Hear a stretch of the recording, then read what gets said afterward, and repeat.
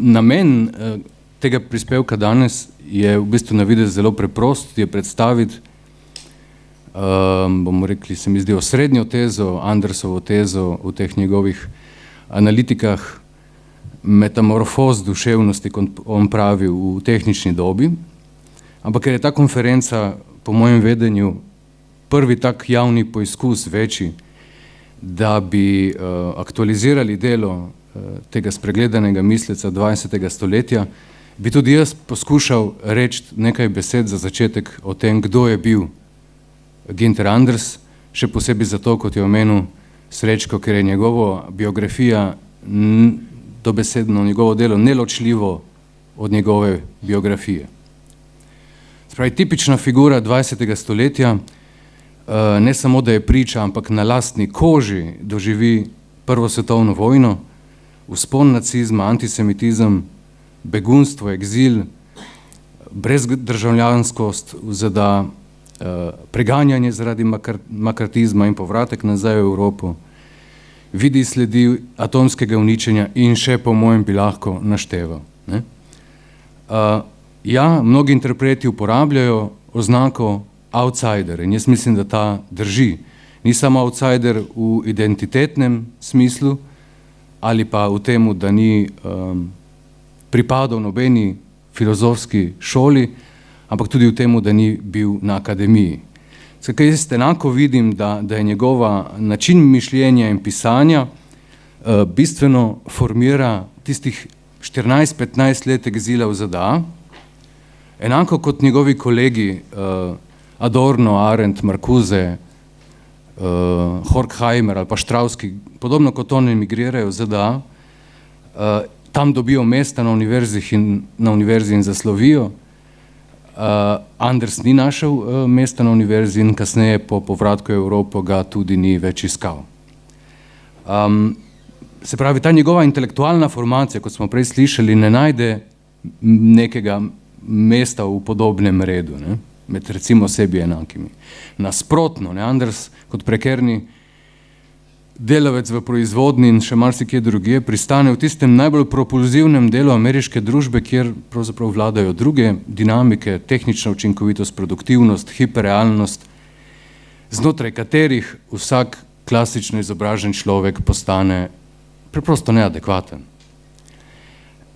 In jaz vidim, da prav ta izkušena, bomo rekli, neustreznost času ga je na nek poseben način upeljala v filozofsko refleksijo, ki jo je tudi sam skušal artikulirati pod imenom Gelegenheitsfilozofij, torej filozofija primerov, slučajev, torej neka nesistemska filozofija, ki si pa vzame za predmet premisleka tiste najbolj vsakdanje, običajne, konkretne dogodke časa oziroma stvari same,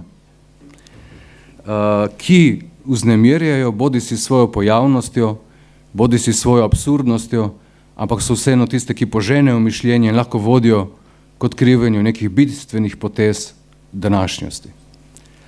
In potem, mislim, to je zelo vidno, da Anders nenehoma premika, spreobrača kriterije, kaj je še veljavno filozofskega premisleka.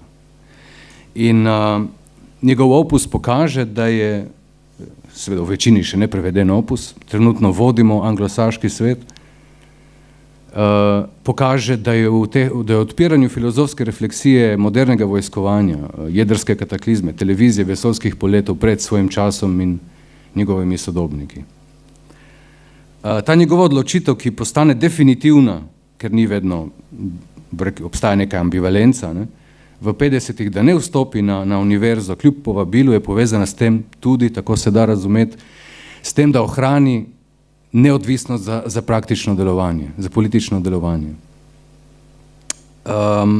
Se pravi, Anders, to, kar najbolj je pa je bilo že omenjeno, najbolj označuje Andersovo delo in življenje, da ni ostre razmejitve med mišljenjem, refleksijo in praktičnim delovanjem. Ne? Da se celo tako kot nek krogotok, njegovo mišljenje se neprestanoma usmerja k delovanju, odkoder se neprestanoma nazaj vrača k mišljenju in refleksiji. Ne? Kot smo že slišali, prav ta izkušnja iz proizvodnje ga usmeri k formaciji tez o človeku kot pastirju strojev, o človeku kot zastarelem in tega nadalje napotijo v prakso, v protiatomsko, v protivojna gibanja, odkudar se spet vrne k refleksiji recimo novih načinov mehaniziranega pobijanja.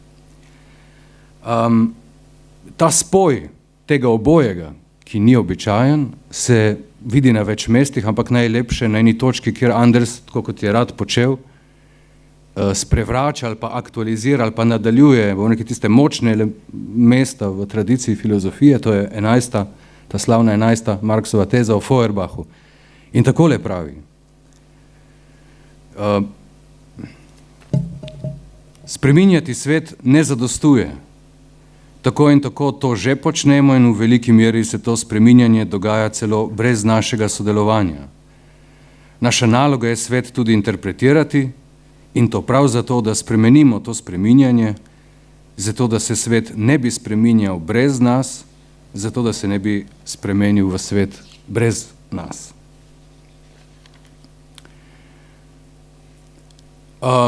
Ena od možnih poti, glede na napovedano vsebino, da odpremo to njegovo osrednjo tezo o prometejskem razkoraku,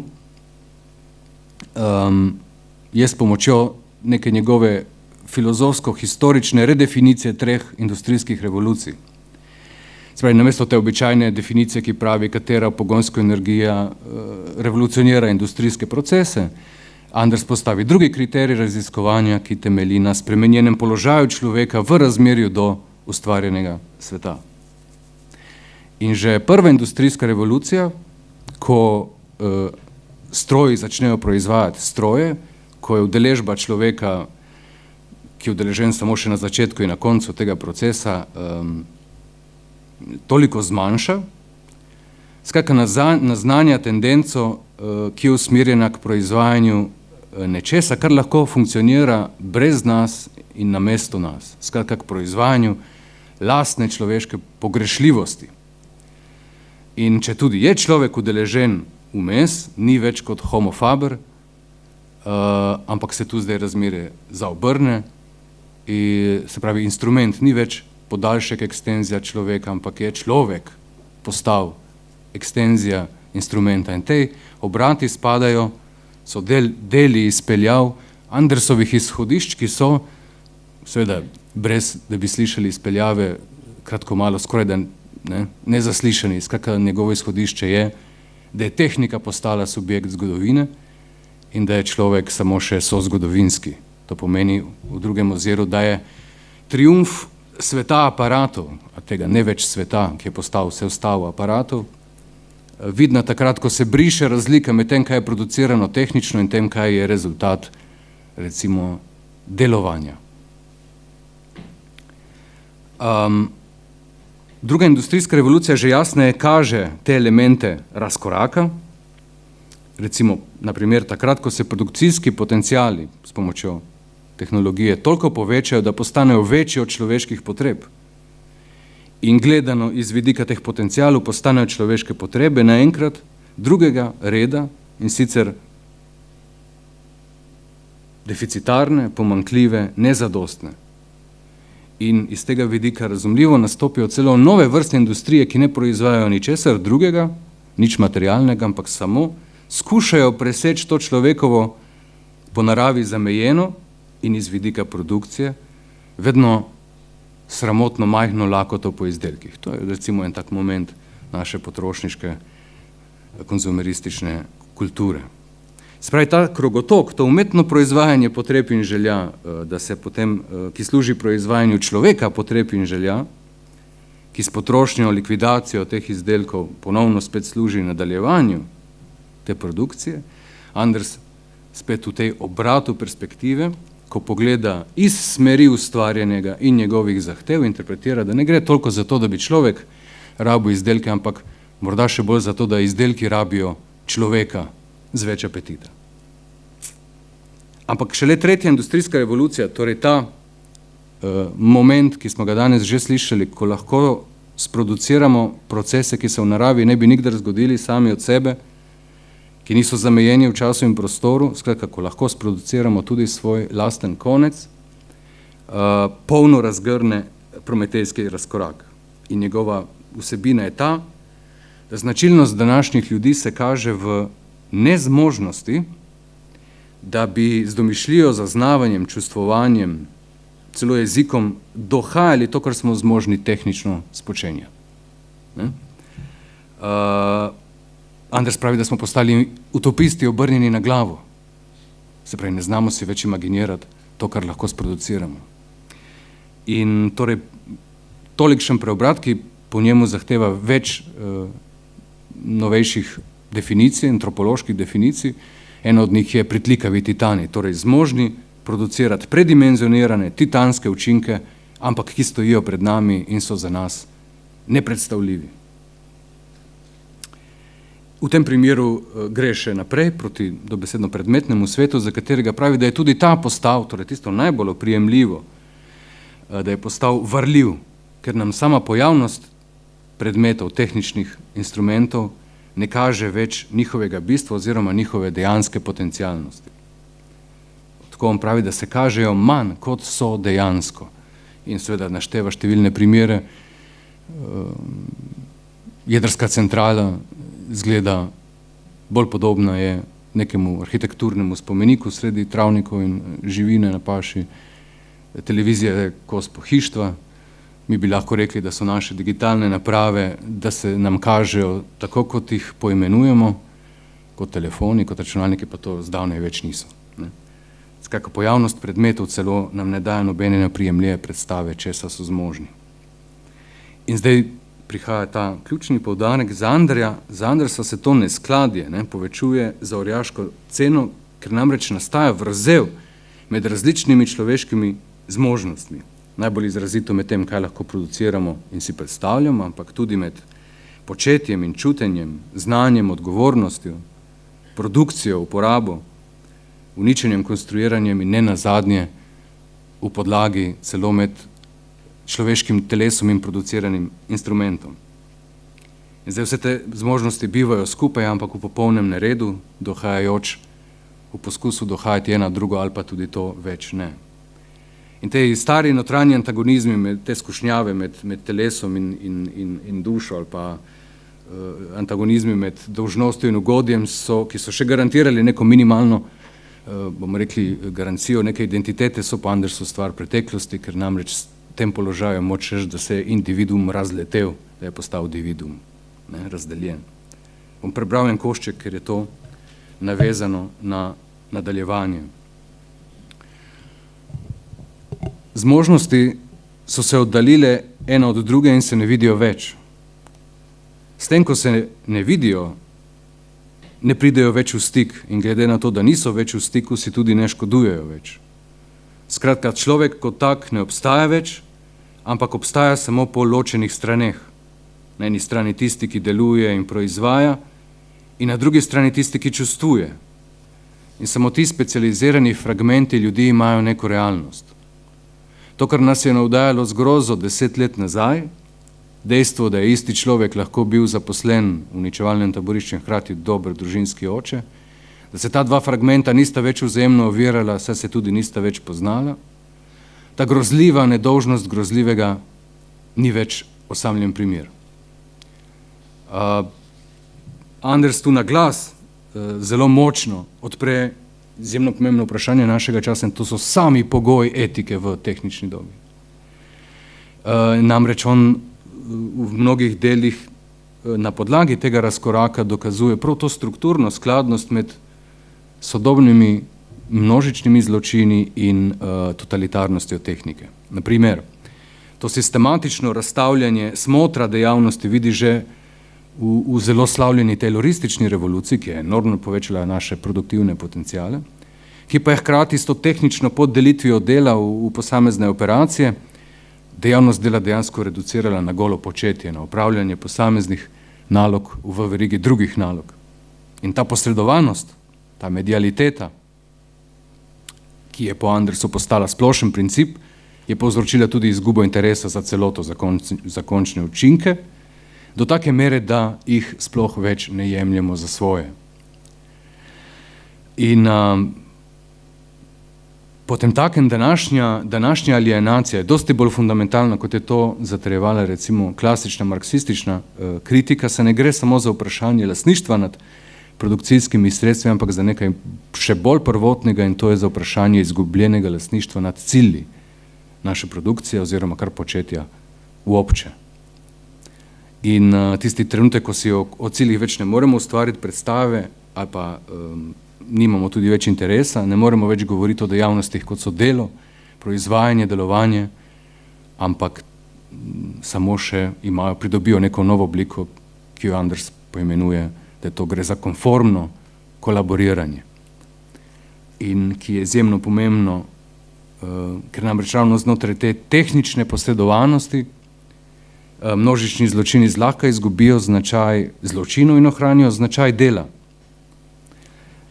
Podobne so te, bomo rekli, opisi storilcev iz uničevalnih taborišč, ki so zgolj službovali ali pa upravljali naloge, do tega, kako se je Ederli opredelil do svojega sodelovanja pri zločinu kot I was doing my job, čeprav med njimi, kot rečeno, je velika razlika. Se pravi, to dejstvo, ki je historično, da po eni strani grozljivost zločinov odmeva sodnih procesov v 60-ih, 50-ih, medtem ko istočasno 10 000 ravno tako običajnih ljudi kolaborira, izdeluje, izboljšuje, testira sredstva totalne anihilacije, je pač Andersu kazalo, ki je oba ta procesa od blizu spremljal, pokaže, da je slepota pred apokalipso, kot jo on poimenuje, torej nevidnost nevarnosti postala tista resnična nevarnost. In če to današnje monstruozno zlahka nastopi, zato ker nimamo zadostnih predstavnih zmožnosti oziroma ker te odpovejo na neki točki, je po Andersu odgovor, in tukaj je ta njegova močen poudarek na prakso, kako sploh priti do prakse, je pač človek primoran skušati razširiti doseg svoje imaginacije, moralne imaginacije, čustvovanja, tudi časa, kot smo slišali, predstav o času in nenazadnje tudi jezika. Skratka, da bi poskušal, kolikor je mogoče, zmanjšati to razliko oziroma postati adekvaten potencialnim učinkom te tehnične realnosti, ki jo je sproduciral.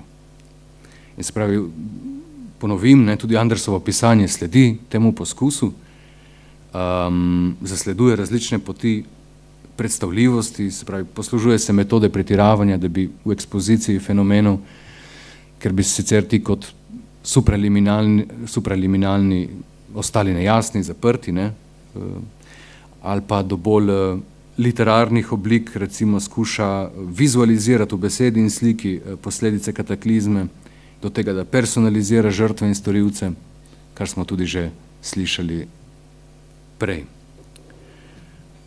Za konec, se pravi, v sklepnem delu obstaja, kot sem omenil, še ena zelo pomembna raven, temeljna dimenzija prometejskega razkoraka, ki jo je vredno omeniti, ker namreč izjemno aktualno odmeva danes in še bolj bo v prihodnje. In ta se odvija na ravni človeka, stvaritelja, ki je pridobil nove, omnipotentne skoraj možnosti, in njegove stvaritve. In to diskrepanco na ravni človeškega telesa in fabricirane naprave Anders interpretira na nek zelo neobičajen način, in sicer skozi golo dejstvo rojenosti, ki da je postala predmet sramu. Poimenuje ga prometejski sram, Prometej šešam, ki je, se pravi, sramovanje lastnega, skromnega porekla, torej dejstva, da smo rojeni, ne pa narejeni. Kak je zdaj razlaga v ozadju? Približno tako gre. Spravi, medtem ko lahko v nedogled izumljamo in perfekcioniramo naše lastne naprave, ostajajo naša telesa ista stara telesa z vsemi omejitvami pokvarljiva, zamejena, in to dejstvo biti rojen pridobi nek drug vidik, postane tudi biti obsojen na genetske, morfološke in biološke lastnosti, ki so kazualne in perfektne, podeljene, na katere nimamo roke. In se pravi, biti rojen v svetu, ki postaja vse bolj perfektni produkt človeške roke in načrta, postaja po Andersu vir neke nove vrste nelagodja. Se pravi, ponovno iz obrnjene perspektive, gledano iz vidika naprav, je človek tisti, ki je rigiden, nespremenljiv in celo nesvoboden, ker je biološko zamejen. In še več, kot tak, predstavlja tudi oviro polnemu performansu svojih naprav. Recimo, vemo, da vojaški piloti zmorejo le toliko in toliko sile pospeška, potem pa odpovedo. Spravi, Anders zaključi, sram izvira tudi iz tega, da je človek postal saboter svojih lastnih perfektnih dosežkov in naprav. Spravi, merilo ni več človek, ampak perfekcija njegovih stvaritev, ki so svobodne od omejitev, in zdaj recimo zato razumemo, zakaj človeški inženiring in transhumanizem ne dovršujeta človeka toliko v skladu z njegovimi zmožnostmi, kar je vedno limitacija v tradiciji pa ideje, pa bildunga, ampak onkraj njih, z razlogom, da, tako se zdi, bi postal ustreznejši zahtevam lastnih aparatov. Za Andersa, ki se loteva, te bomo rekli, neke fenomenologije aparatov, ima vsak aparat svojo maksimo in ta je prva izmed njih. Če želimo aparat uporabljati oziroma učinkovito uporabljati, ga moramo ubogati, se sinhronizirati z njim. Mogoče se to vidi tudi, če pomislimo na tiste kvalitete, ki so danes najbolj čislane in imenovane kot kvalifikacije ali pa kompetence, recimo učinkovitost, fleksibilnost, rezilientnost, kot smo slišali, zanesljivost, kalkuliranje, nezmotljivost, natančnost. To so vse kvalitete, v katerih je človek precej hitro zamejen, ampak zares v polni meri jih lahko udejanjijo šele naprave. Meni se zdi, da Anders zelo zgodaj, profetično skoraj opozori na neke zahteve po novi vrsti svobode, ki jih lahko beremo v različnih poskusih, med drugim recimo v transhumanizmu, kjer recimo prva točka deklaracije pravi, da bosta ravno znanost in tehnika nam odprli možnost, da razširimo človeški potencial s preseganjem staranja, kognitivnih primanjkljajev, trpljenja in omejitve na planet Zemljo. In se pravi, zahteva po novi vrstvi svobode je, da zahtevajo morfološko svobodo, torej izboljševanje telesa, kognicije, emocij s tehnološkimi sredstvi. Za vprašanje, ki po mojem je retorično, je, kaj pa je lahko model te svobode oziroma tega modificiranja, ki lahko daje po eni strani zelo veliko upanja, v dobi, kjer je kriterij bivanja že postal služljivost in kjer funkcija in performance štejeta več od edinstvenosti. Toliko manj pripravljeno za danes. Questions can be in English, of course. Hvala lepa za inspirativno predavanje.